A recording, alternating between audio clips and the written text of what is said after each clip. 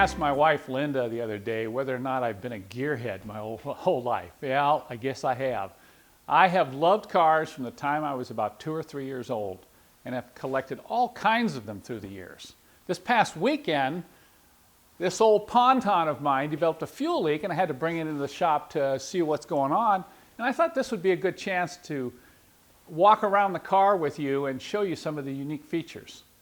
My family likes to refer to this as the wedding car, since both my sons were taken away from their weddings in this vehicle. This is a 1959 220 SE. What makes this car so rare is the E at the end of the model designation, and I'll explain more about that a little later. I was an old street rodder back in my high school days, and this particular car has a lot of features that us old street rodders really admired back in the day. Number 1, independent rear suspension. Number 2, independent front suspension. Number 3, overhead cam. And number 4, fuel injection. That's what the E is all about. E is the German designation for injection. And this injected sedan is very rare. It's probably one of the first, if not the first, production fuel-injected sedans made in the world. There were only about 1,400 of these sedans built with the fuel-injected engine. You'll have to admit this engine is pretty unique. One of the things that makes it difficult to work on it, though, is the hood. You notice that is all the higher it goes. I kind of wish the engineers would have developed some sort of hinge back on the hood like they did in the later models. There's a couple other things I want to show you while we're in the engine compartment. This car has vacuum power assisted brakes. Very unique assembly here located on the firewall. It also has individual climate controls for the right and left side. You can see here the air boxes pass through a heater core right here on the left side as well as the right side of the fender. And to top it off, we even have a split dual exhaust manifold assembly, as you can see here.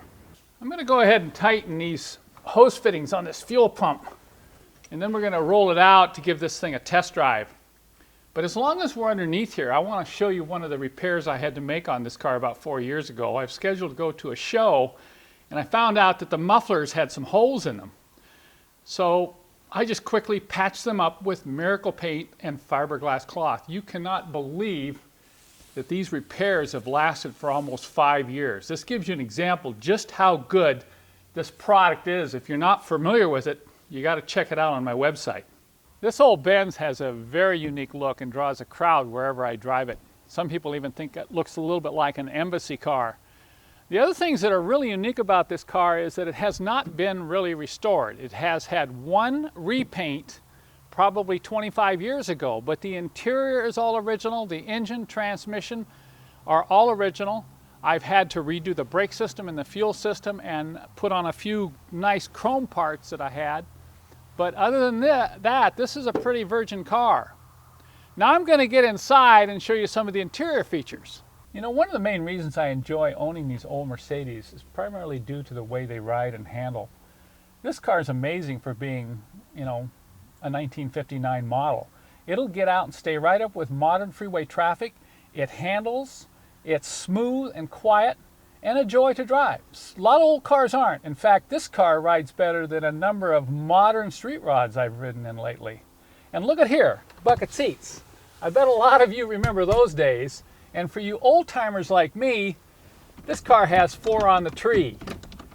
And that means that's a 4-speed on a column shift. Now it's time to fire this thing up and see how it does. Note here, push it on the clutch and turn the key on and hit the push button starter. And we're ready to go.